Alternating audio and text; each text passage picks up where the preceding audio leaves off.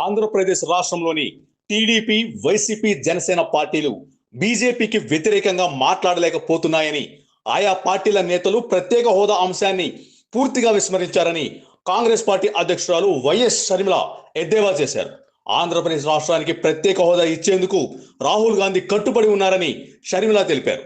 ఉపాధి హామీ పథకాన్ని బీజేపీ బలహీనపరచాలని చూస్తోందని ధ్వజమెత్తారు.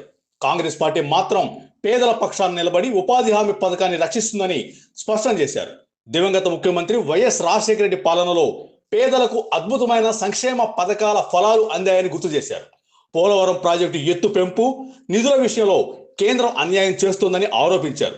రైతులకు గిట్టుబాటు ధరలు లేవని, విద్యార్థులకు ఫీజు రియంబర్స్మెంట్ ఇవ్వడం లేదని, ఉద్యోగ అవకాశాలు తగ్గాయని షర్మిల తూర్పారబట్టారు. బీజేపీకి వ్యతిరేకంగా పోరాడే ఏకైక పార్టీ కాంగ్రెస్ మాత్రమేనని, రుణమాఫీ, ప్రత్యేక హోదా, ఉద్యోగ అవకాశాలు వంటి వాటి కోసం కాంగ్రెస్ పార్టీని అధికారంలోకి తీసుకురావాలని షర్మిల ప్రజలను కోరారు.